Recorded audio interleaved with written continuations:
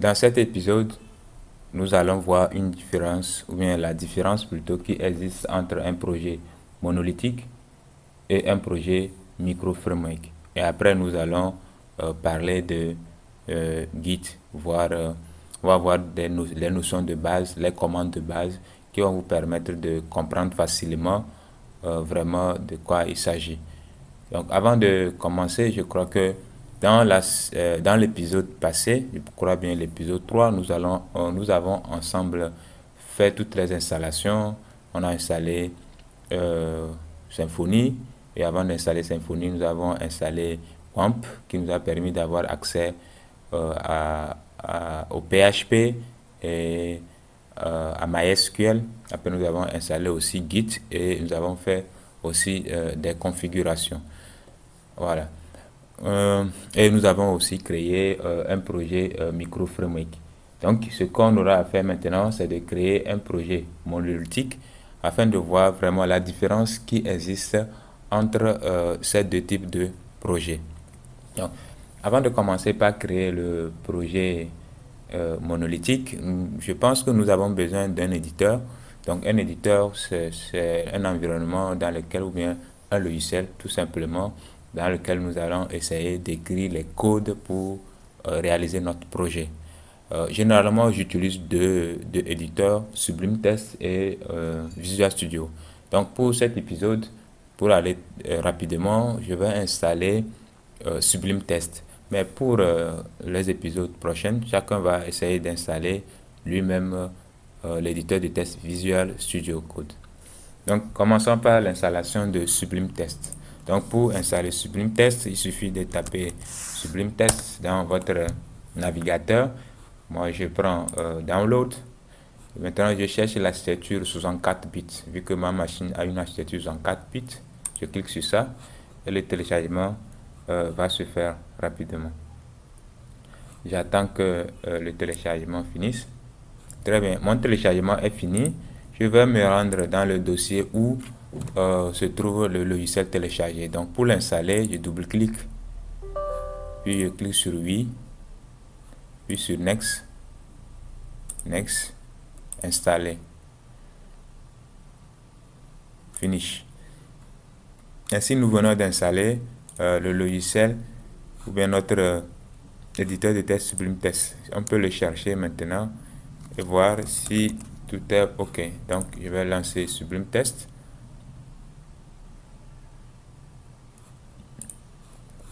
Voilà notre éditeur de test Sublime qui est installé. Vu que nous avions déjà un projet de type micro-framework, maintenant allons créer un projet de type monolithique. Donc pour ce faire, vous vous rendez sur le site officiel de Symfony, symfony.com, puis vous cliquez sur Download, comme on l'avait fait exactement, et vous allez voir l'option qui va vous permettre de créer un projet de type monolithique. Donc, cette commande doit être tapée dans l'invite de commande afin de créer un projet de type monolithique. Donc, pour rappel, la seule différence, c'est ici, c'est l'option qu'on appelle souvent flag, le drapeau. C'est l'option qui permet de faire la différence entre un projet de type monolithique et un projet de type micro-framework. Dans l'épisode passé, c'est ce que nous avions utilisé. Donc, je vais maintenant lancer mon invite de commande. Je vais taper cmd. Une fois lancé, maintenant, je dois naviguer dans le dossier où j'aimerais créer maintenant le projet. Donc, comme je l'avais dit, on va juste faire des pas en arrière et puis essayer de voir. Je vais aller dans WAMP 4, WAMP 64, qui est là. Donc, je vais taper cd WAMP 64. CD3W parce que j'aime loger tous mes projets dans ce répertoire là. Vous pouvez le faire ailleurs aussi. Maintenant, une fois ici, qu'est-ce que nous allons faire? Nous allons juste taper cette commande là pour créer notre projet de type monolithique. Donc copier-coller, puis nous allons donner un nom à notre projet. Quel nom on va donner? Comme j'avais donné l'autre micro-test, je vais dire ici monotest pour dire monolithique. Monotest et on valide. Normalement, si vous avez bien tout installé, ça dit que Symfony, Git, tout est bien. Normalement, ça devait passer sans problème.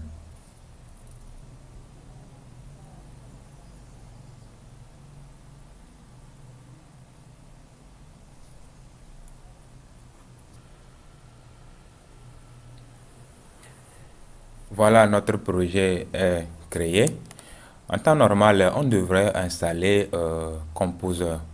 Mais vous allez constater que Symfony a fait des mises à jour de sorte que même si Composer n'est pas installé, lui-même, il va essayer de le télécharger, d'utiliser un plutôt qui existe en ligne, ou je ne sais pas concrètement comment il fait. En temps normal, ça devait être installé. Donc, ce qui fait que ça nous prend énormément de temps pour créer nos projets. Donc, on va rapidement aller installer Composer. Comme il a dit, il nous recommande d'installer Composer nous-mêmes. Donc, on va juste copier ce lien et coller et puis le télécharger pour installer. Donc, ici, je vais télécharger Composer. Pour ceux qui ne connaissent pas Composer, Composer c'est un gestionnaire de dépendances. Donc c'est un logiciel qui va permettre de gérer toutes les dépendances qui vont nous permettre de développer notre projet. Je n'ai pas de proxy, installe. Donc dans notre projet aussi, on aura un fichier Composer dans lequel on aura la liste de tous les composants qui font fonctionner notre projet. Donc je viens d'installer Composer. Pour les prochaines créations de projets, ça ne va plus afficher ce message. Donc tout doit normalement rentrer dans l'ordre. Maintenant le projet étant créé, qu'est-ce que nous allons faire?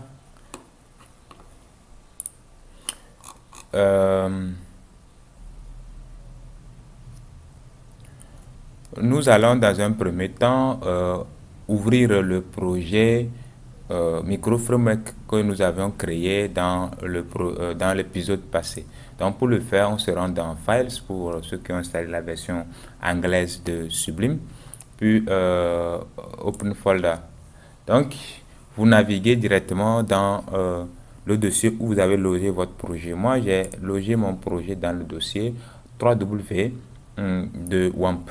Donc ici, c'était micro test. Je vais l'ouvrir. Je vais aussi ouvrir le projet que nous venons tout juste de créer. Donc, je fais la même opération Open Folder. Je retourne dans le dossier. Ici, monolithique, monotest. Je fais Open aussi. Donc, j'ai ouvert les deux projets. Donc, je vais les mettre côte à côte et puis nous allons voir exactement c'est quoi la différence. J'ai à ma gauche le projet de type MicroFramework et à ma droite le projet de type monolithique. Donc la différence, comme je l'avais dit, c'est le nombre de composants que ça nous installe lors de l'initialisation du projet.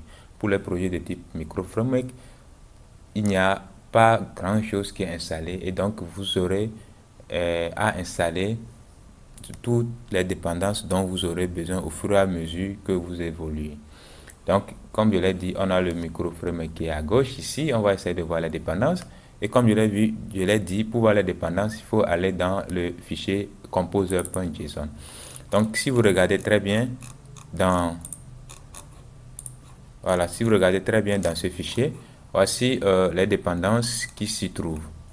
Voilà. En temps normal, même avant de parler de ce fichier, quand vous regardez même le nombre de dossiers de fichiers qui sont créés dans le projet MicroFramework et le nombre de fichiers et de dossiers qui sont créés dans le projet monolithique, vous voyez déjà qu'il y a une très grande différence. Et maintenant, quand vous rentrez dans le fichier composer.json, vous allez voir que les dépendances qui sont vraiment dedans, il y en a pratiquement pas. Il y en a pratiquement pas, mais c'est très très minime. Voilà. Par contre, si nous allons dans le projet monolithique, on va essayer de rentrer dans le composer et puis vous voyez toutes ces dépendances plutôt, excusez-moi, toutes ces dépendances qui sont installées automatiquement. Donc, il y a déjà la dépendance pour envoyer les mails. C'est le mailer, on a déjà parlé de ça. Le notifier pour les notifications. La security bundle, voilà, pour la translation, c'est-à-dire le translation, pour ceux qui aimeraient avoir une plateforme multilingue. Et le YAML aussi. Donc, il y a plein de choses qui sont installées par défaut. Hein. Il y a plein de choses qui sont installées par défaut dans le projet monolithique. Par contre, ici, vous avez à peine console, le strict minimum en fait qu'il vous faut pour démarrer le projet. Maintenant, qu'est-ce que nous allons faire? Nous allons essayer de démarrer l'un des projets. Donc, pour le démarrage des projets, nous avons plusieurs possibilités. On se retourne dans notre fichier. Je vais rentrer dans le dossier monolithique. Voilà, mon hôtesse que je vais démarrer. Donc, PHP même, on peut démarrer en fait le projet en utilisant PHP au lieu d'utiliser directement Symfony. On peut démarrer le serveur PHP en tapant PHP -s suivi de l'adresse à laquelle nous aimerions que le projet démarre. Donc, moi, je vais le démarrer. Ici, c'est grand S. Faut pas faire erreur là-bas. 127.0.0.1. Maintenant, le port, bon, je vais donner le port par 4000. Maintenant, il faut indiquer le dossier public de votre projet. Donc, ici, avec le drapeau T. Donc, je mets -T public pour dire que tout mes images, les fichiers CSS, tout vont se retrouver dans ce dossier-là. Et quand c'est fait, vous validez. Normalement, ça va vous démarrer le serveur. Et faites attention, c'est un serveur qu'il faut utiliser en mode développement. Voilà. Donc, on attend que le serveur démarre. Ok, excusez-moi, c'est déjà démarré normalement. Et on va copier l'adresse là. On va aller dans le navigateur. On va voir ce que ça nous dit. Et bim, ça a marché. Vous voyez que en fait, c'est très facile. Il n'y a rien de compliqué. Il suffit de bien faire exactement tout ce qu'on a fait. Et vous allez voir. Donc ça, c'est notre projet monolithique qu'on vient de démarrer. On n'a pas utilisé la commande Symfony. Voilà. Donc nous avons aussi une autre façon pour démarrer le projet. C'est simple, c'est la commande que vous connaissez ou bien dont j'ai parlé dans l'épisode passé. Donc je viens d'arrêter le serveur juste en appuyant sur CTRL-C. Et maintenant, pour démarrer le serveur avec la commande Symfony, il suffit de taper Symfony server stat. Voilà, le projet a démarré. On va actualiser. Ok, ici, il faut bien regarder le port sur lequel le projet a démarré. Donc ici, le projet a démarré sur le port 8000.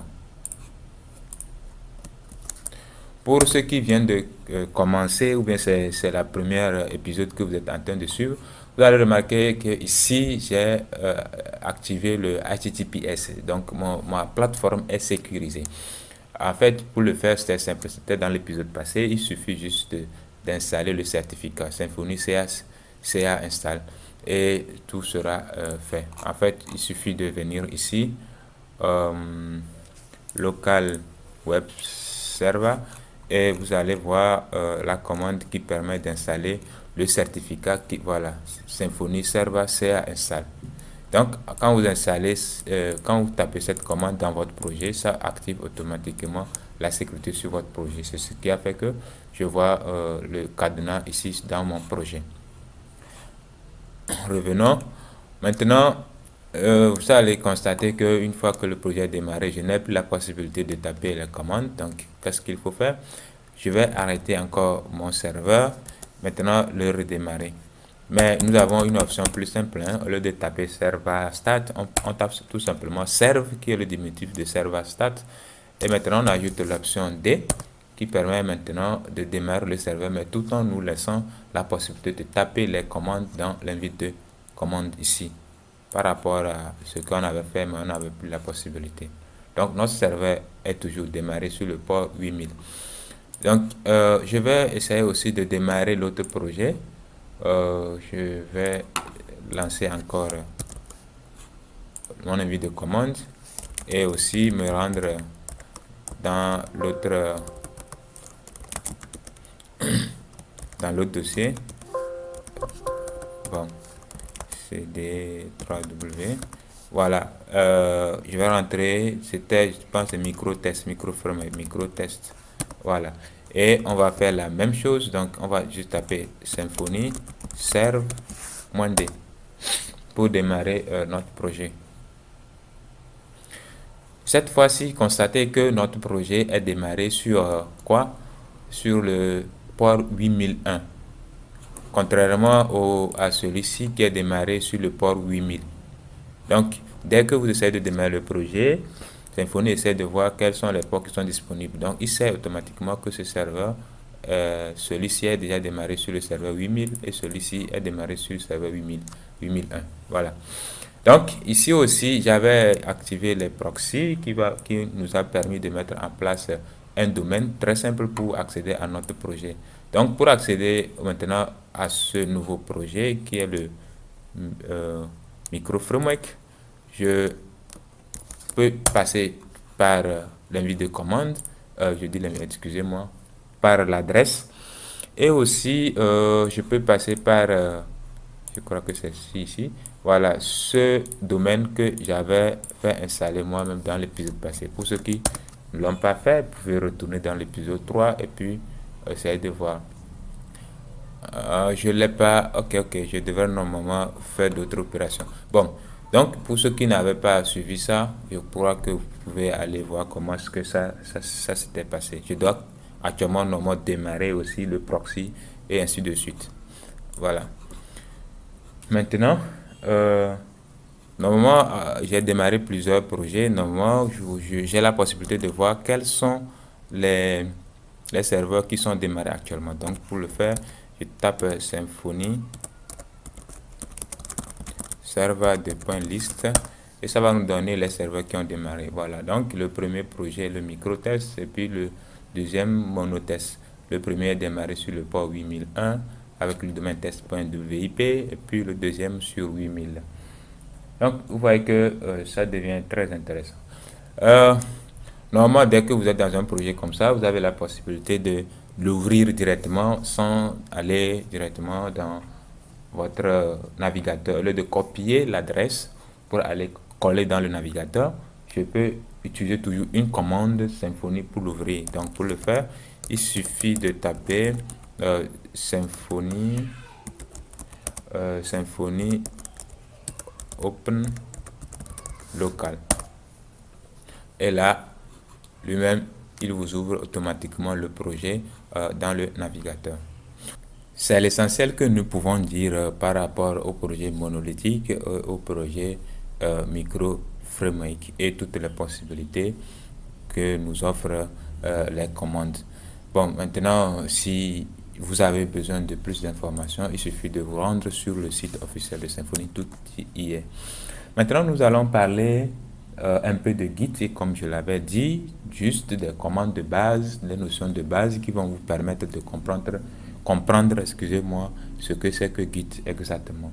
Donc Git, en fait, bon, comme je l'ai dit, tout est sur Internet. Je vais taper juste Git et vous allez voir. Git est un logiciel de gestion des versions. Voilà, donc ça vous permet de traquer l'ensemble des modifications apportées dans votre projet. Mais avant réellement de rentrer dans le vif du sujet et de commencer par parler de Git, quels sont les problèmes qu'on veut réellement régler avec l'utilisation de Git? Supposons que vous travaillez sur un projet. Donc logiquement, le projet est sur votre machine et un beau matin, votre disque n'est plus lisible ou bien votre disque a pété. Donc, ça veut dire qu'en fait aussi que votre projet n'est plus accessible. Vous avez perdu peut-être 1 an ou plus de travail. Et donc, bon, ça, de ce côté, vous avez plein de possibilités pour sauvegarder. Mais par défaut, les développeurs utilisent Git. Il y a d'autres options aussi, mais généralement on utilise Git. Donc, vous créez votre dépôt sur Git, vous envoyez toutes les modifications à chaque instant sur votre dépôt Git. Et donc, si un jour votre machine ou votre disque dur a des problèmes, vous n'avez plus accès à votre projet, vous allez juste venir et récupérer votre projet facilement. Autre chose encore, supposons encore que vous êtes deux ou plusieurs à travailler sur un projet et vous avez travaillé sur la partie peut-être de sécurité, l'autre a travaillé sur peut-être l'envoi des mails. Maintenant, comment est-ce que vous allez faire pour que chacun de vous ait le travail de l'autre? Voilà. D'autres vont parler de copier sur la clé, ainsi de suite. Et si vous êtes nombreux, à un moment donné, bon, ça va être fatigant, les virus que vous allez vous partager, ainsi de suite. Donc, avec Git, vous tous, vous allez collaborer sur un projet qui est initialisé sur le site github.com qu'on va voir tout à l'heure. Et dès que vous finissez une modification, vous l'envoyez. Et si quelqu'un en a besoin, lui, il vient seulement, il prend et il ajoute à ce que lui-même il a déjà fait, et vice-versa. Ou encore, vous aimeriez voir l'historique de l'ensemble des modifications que vous avez apportées à votre projet. Voilà. Comment vous allez faire? Vous n'aurez pas de possibilité de voir l'historique si vous n'utilisez pas un outil de versionning comme Git. Il y en a plusieurs. Donc voilà certains des problèmes. Sinon, il y a plein de problèmes que Git va vous permettre de régler. Donc pour le faire, on va essayer pas à pas ensemble de voir comment on peut le faire. Euh, pour euh, pour l'occasion, j'ai créé un nouveau compte Gmail. Et on va ensemble essayer de créer le compte du début jusqu'à la fin. Donc normalement, dans l'épisode passé, j'avais déjà fait la configuration et associé mon client Git à mon compte qui existe déjà en ligne. Mais comme des gens ont posé des questions concernant Git, qu'ils ne comprennent pas vraiment ce que c'est que Git, j'ai dû créer un nouveau compte carrément. Donc on va essayer de créer un nouveau compte.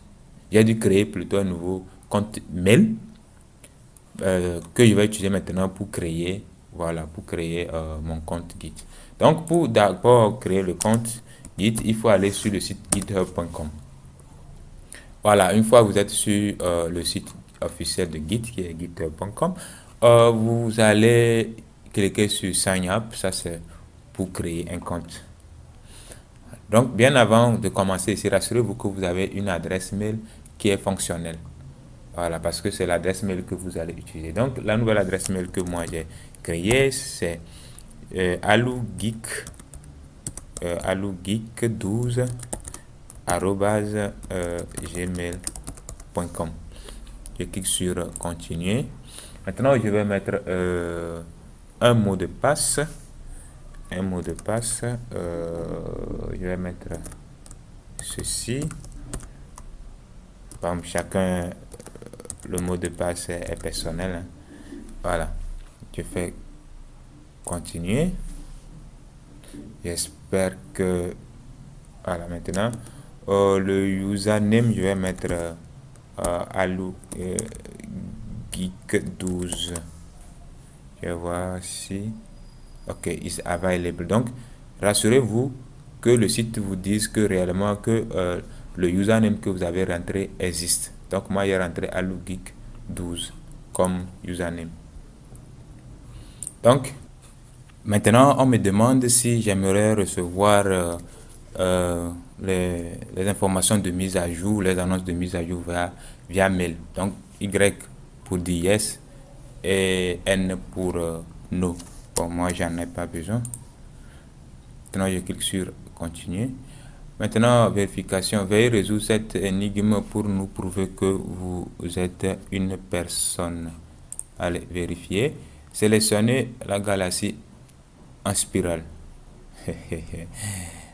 Et ça, c'est quelle histoire encore ça? Bon, avançons. Je vais cliquer sur ça. Sélectionner la galaxie en spirale. Je clique sur ça. Terminé. Donc, créer le compte. Je patiente. Bon, comme c'est un compte de formation, bon, moi, il va enregistrer le nu. Je vais rapidement enregistrer le mot de passe. Utilisez votre compte Google pour essayer saisir automatiquement le mot. Oui. Pour continuer, veuillez confirmer votre identité. Saisissez le mot de passe. Bon, ce n'est pas obligatoire tout ce que je suis en train de faire. Ça ne fait pas partie, cette partie-là, ce que je suis en train de remplir, ça ne fait pas partie du processus de création du compte guide. Ça, c'est juste pour enregistrer mon compte, les paramètres de mon compte. Donc, ça, c'est pas important en fait. Normalement, ce n'est même pas conseillé de le faire. Moi, comme c'est un compte de formation, donc je ne vais pas me casser la tête. Maintenant, je vais aller chercher le code qu'ils m'ont envoyé dans mon adresse mail. Et voilà, je clique sur le mail et voici le code qu'ils m'ont envoyé. Donc, moi, je vais juste le copier. Comment je vais le coller? Voilà, je colle et c'est parti. Welcome to GitHub. Donc, voilà mon compte GitHub qui est créé. Maintenant, how many teams members will be working with you? Est-ce que je suis obligé de remplir toutes ces informations? Just me. Are you student? I'm a teacher. Continue. Je crois qu'il y a beaucoup de mises à jour qui sont faites.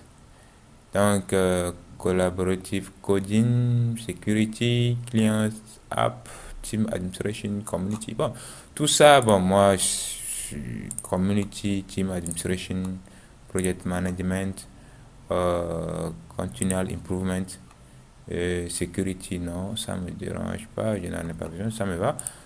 Voilà. Je clique sur continuer. Donc, vous voyez, chaque temps, il y a vraiment des mises à jour. Continue for free. Ouais, bon, ce que si je ne vais pas payer gratuitement, évidemment. Donc, je crois que le compte est en train d'être initialisé. Et voilà, j'ai fini de créer mon compte Git sur le site github.com. Maintenant, qu'est-ce qu'il reste à faire? Il va falloir maintenant créer un dépôt.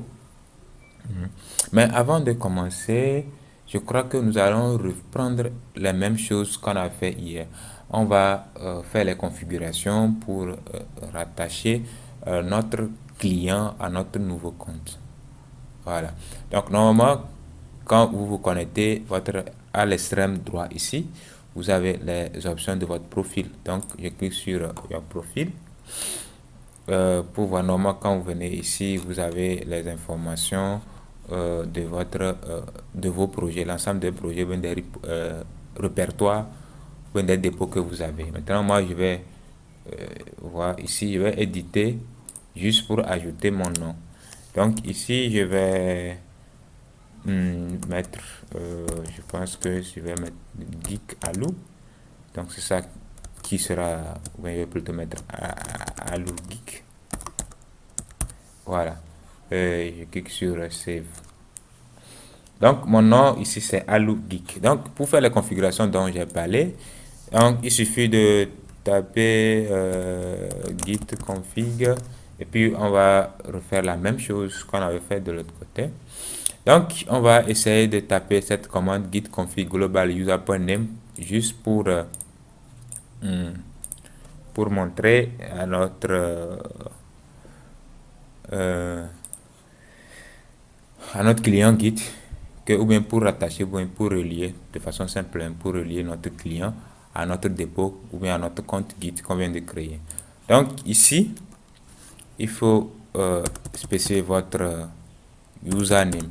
Donc mon username, c'est lui qui est là, AluGeek12.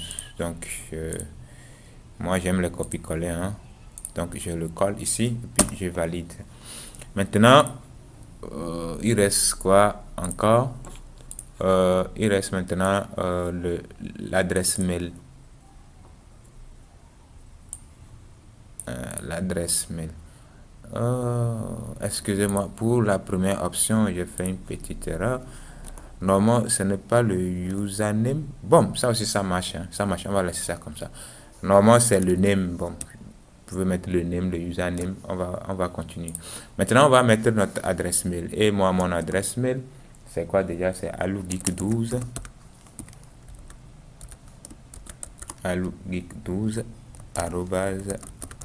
gmail.com.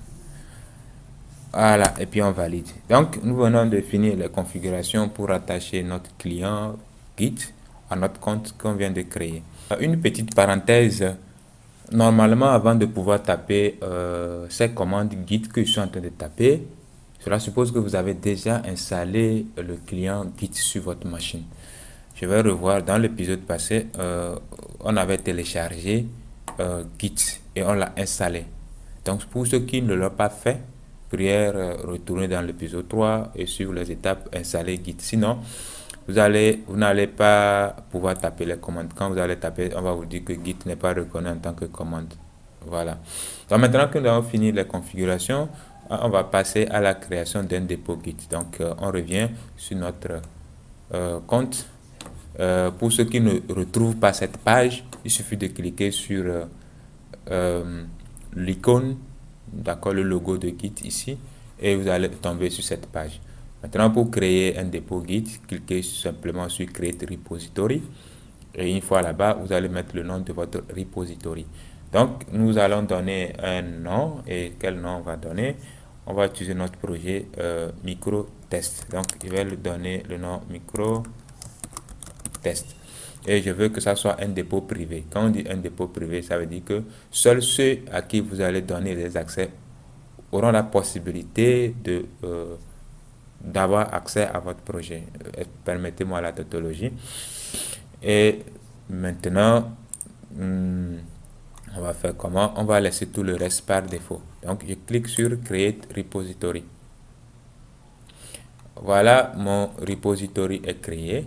Qu'est-ce qu'il reste à faire? Il faut que je puisse rattacher ce repository à mon projet qui est sur ma machine. Ce repository, en fait, c'est en ligne, c'est sur un site que je l'ai créé. Maintenant, il faut que je puisse relier ce repository-là à mon projet qui existe déjà localement. C'est bon? Donc, pour le faire, d'abord, revenons voir nos projets qu'on avait créés. Donc, moi, j'ai créé mes projets dans le dossier WAMP Zone 4, dans le dossier 3W. J'ai mes deux projets, mais comme j'ai dit, je vais travailler avec micro. Je rentre dans micro test. Donc, quand vous regardez bien, normalement, dès que vous avez le fichier .git ignore, ça veut dire que votre projet est déjà initialisé pour travailler avec Git. Donc, revenons ici. Quand vous créez nouvellement votre projet, vous avez trois possibilités. Première possibilité, cette possibilité suppose que votre projet en local que vous aimeriez rattacher à ce repository n'est pas encore initialisé pour travailler avec Git. D'accord? Et là, vous devez copier juste ces commandes-là et taper directement dans votre projet, en étant dans le projet. Mais si votre projet est un dépôt qui existe déjà, voilà, là, vous allez commencer directement par taper ces commandes-là. On va comprendre tout à l'heure qu'est-ce que tout ça signifie. Donc, ici, on va supposer, d'accord, voilà, nous, on va taper toutes ces commandes. Bon, peut-être qu'on va pas utiliser le readme, hein. On va juste peut-être taper git init. Donc, je copie la commande git init. Je reviens dans mon projet. Normalement, je peux taper toutes ces commandes directement dans l'invite de commande ici. Mais nous avons aussi la possibilité d'utiliser le client Git. Donc, faites clic droit, prenez git bash here. Et là, on va continuer par le taper ici, l'histoire que vous puissiez très bien voir. Donc, je suis dans mon projet micro-test. Donc, je tape git init pour initialiser le projet. Donc, initialiser existing git. Donc, comme je le disais, mon projet était déjà initialisé. Donc, c'est pour ça qu'on me dit que le repository a été déjà normalement créé. Donc, je passe maintenant à la commande suivante. Cette commande git commit permet en fait de donner un commentaire sur sur une modification ou plus poussé pour mieux comprendre. Quand vous tapez la commande git commit, ça permet de placer des modifications en affectant un numéro unique à une mise à jour, bien à une modification que vous avez fait dans votre projet. On va y revenir. Donc, je vais coller git commit, moi mfs commit, nothing to commit, working tree clean. Ça veut dire qu'il n'y a rien à committer, tout est propre. Normalement, on fait les commits quand il y a des modifications qu'on a apportées dans le projet. Donc, on passe maintenant git branch. Normalement, on va aussi parler des branches tout à l'heure. Donc, je colle. Normalement, on a juste essayé de changer de branche. Par défaut, on est sur la branche main. Maintenant, git remote add origin. Voilà, normalement, c'est la commande la plus importante qui nous permet en fait d'associer notre dépôt local à ce répertoire-là, à ce repository. Donc, git remote add origin, https, le lien là. Par défaut, quand vous créez nouvellement votre projet, vous avez ce lien-là qui est dans la liste des projets. Mais si, après tout, vous ne retrouvez pas ce lien-là, je vais vous montrer par où il faut le prendre. Normalement, c'est le même lien-là qui est disponible ici. Donc, s'il y a quelqu'un qui ne retrouve pas ce lien, il peut me laisser un commentaire et je vais vous montrer. Donc, une fois collé, vous validez. Et là, maintenant, toutes les modifications que nous aurons à faire dans notre projet ici, et on peut directement l'envoyer dans notre repository qui est en ligne. Parce que nous venons de relier notre client Git en local ici à notre repository. Et maintenant, la dernière commande, en fait, consiste à faire quoi? Est-ce que quelqu'un peut imaginer? Git push -i origin main. Donc, ça, c'est la commande qui va nous permettre d'envoyer tout le travail qu'on a localement sur notre machine en ligne, sur le dépôt.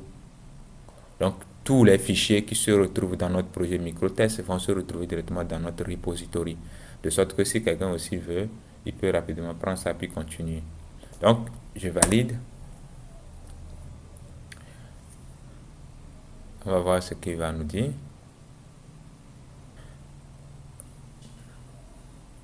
Donc, on nous demande d'utiliser, de nous connecter. Ou soit on utilise le token, ou soit on utilise avec un code ou bien le navigateur. Donc, ce que je vais faire, je vais profiter en même temps pour vous montrer comment est-ce qu'on va créer les tokens. Donc, pour les tokens, vous revenez sur votre compte. Ici, à l'extrême droit, vous cliquez sur... Si vous avez mis une photo, normalement, vous devez voir une photo là-bas. Mais par défaut, vous aurez ceci. Et vous allez dans Settings. Donc, moi, je vais ouvrir Settings dans une nouvelle fenêtre. Et vous descendez, vous allez voir Developer Settings. Puis, Personal Access Token. Donc, une fois ici, vous pouvez maintenant générer un nouveau token qui va vous permettre maintenant de vous authentifier. C'est la meilleure des options. Donc, ici, moi, je vais dire que c'est un token que j'ai généré à la date du 3 septembre, octobre plutôt, 2022. Donc, quelle est la durée de ce token-là? Parce qu'après cette durée que je vais choisi ici, le token ne sera plus validé. Donc, si vous l'avez partagé avec quelqu'un, après cette date-là, la personne ne pourra plus avoir accès à votre projet.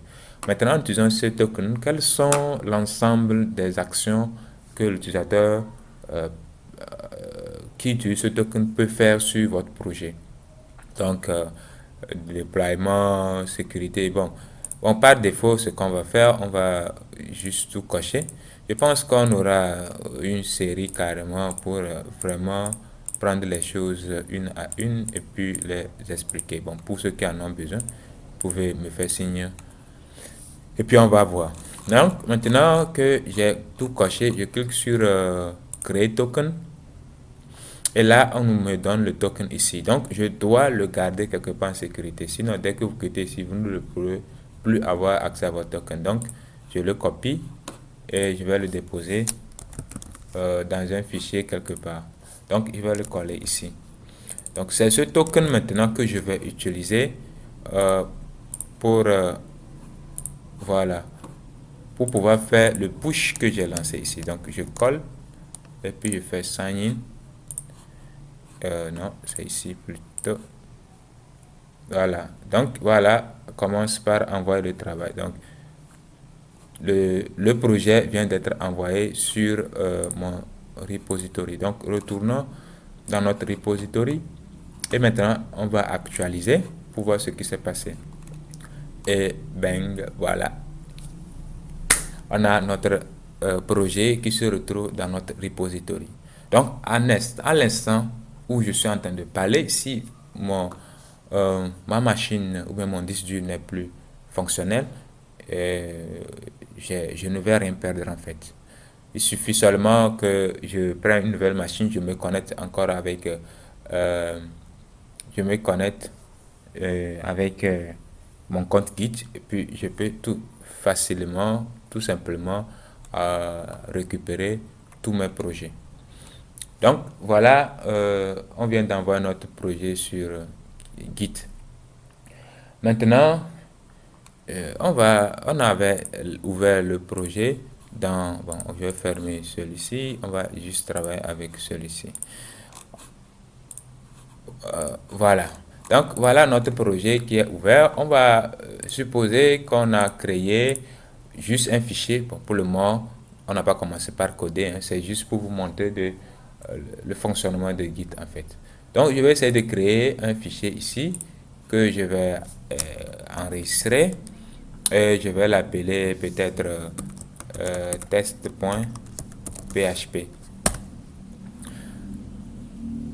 Voilà. Je vais l'appeler test.php. Je vais mettre du HTML dedans. Je vais l'appeler test. Bon, peut-être que c'est trop petit.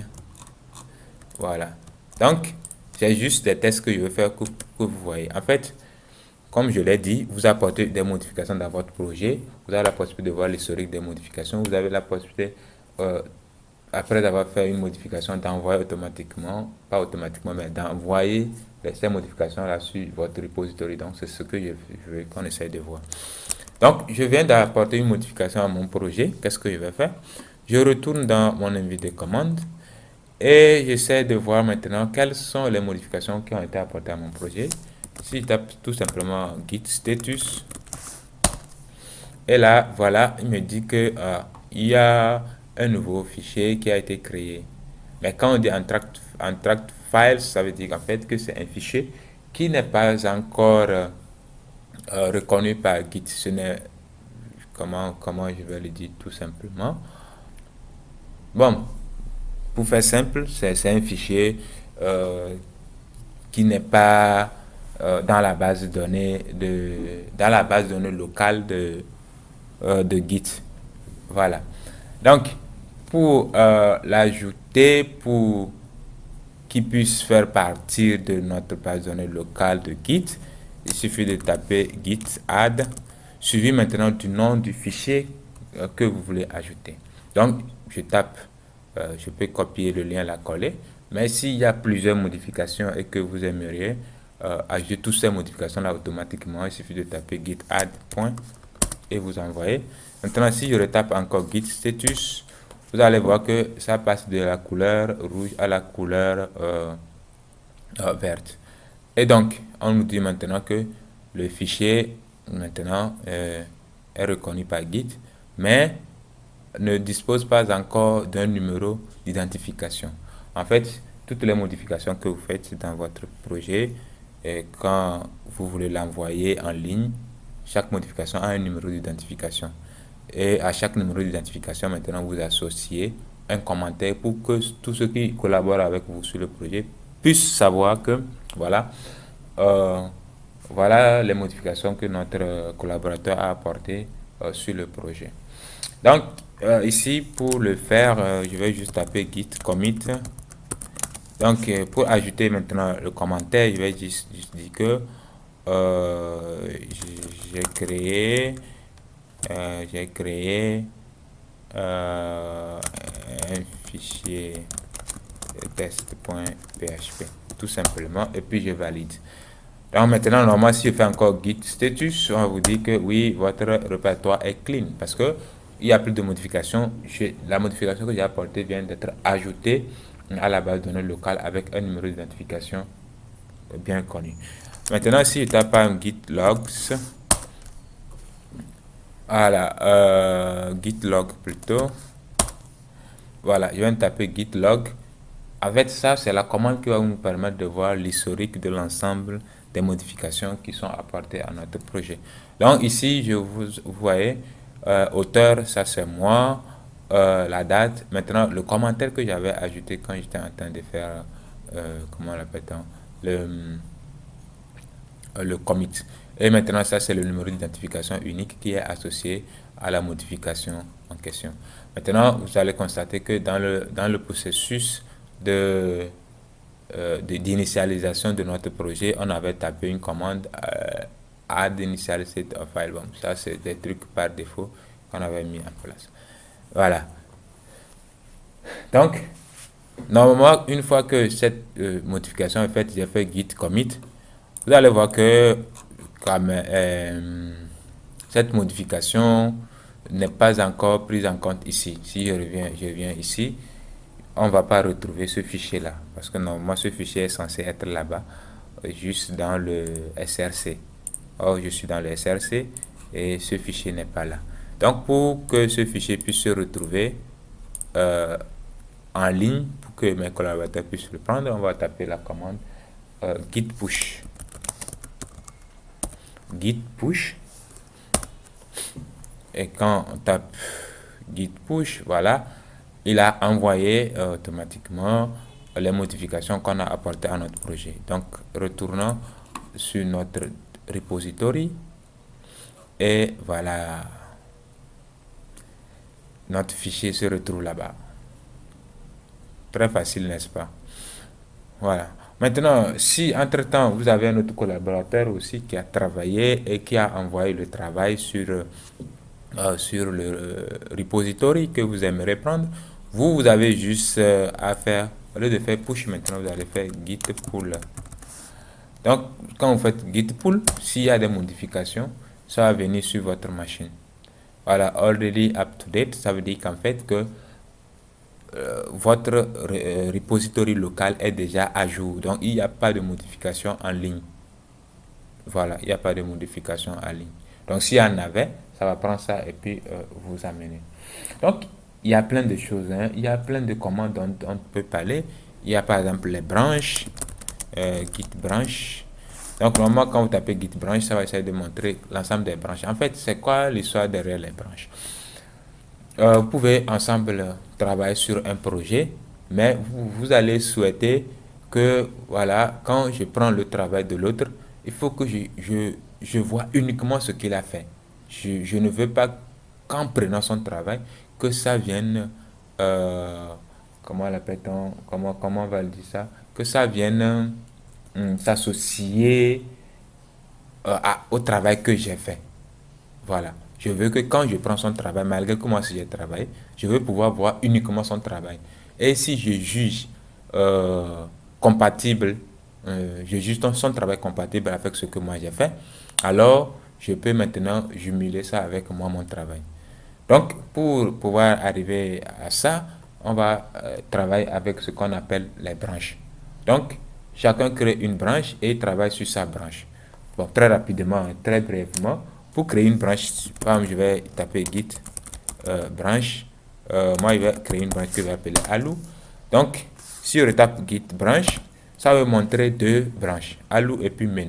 Donc, étoile, en fait, étoile montre la branche sur laquelle je suis actuellement. Donc, si je change de branche, par exemple, si je fais git, je ne vais pas me changer de branche pour que je travaille sur la branche Alou, je fais seulement git checkout Alou.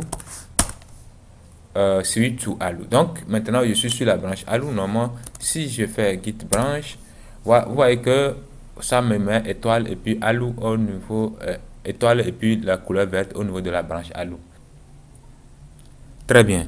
Maintenant que j'ai fait le switch et je suis sur la branche Alou, toutes les mises à jour ou bien toutes les modifications que je vais apporter au projet ne sera visible que dans la branche Alou. Mais je crois que ça devient un peu trop long. C'est déjà trop long. Donc ce qu'on va faire, on va arrêter ça ici. Si vous avez des questions, il faut les poser. Donc l'idée c'était en fait de vous donner vraiment des BABA, les bases de Git. Et si vous avez fait jusqu'ici, compris tout jusqu'ici, le reste vous pouvez trouver sur internet en attendant que je dédie carrément une série au Git. Voilà. Comme ça, on va faire plusieurs épisodes et puis bien expliquer les choses. Cette vidéo, je l'ai fait juste pour répondre à certaines questions que les gens posent dans les commentaires, qui ne connaissent pas réellement ce qu'on appelle Git. J'espère que ça va vous aider pour la suite.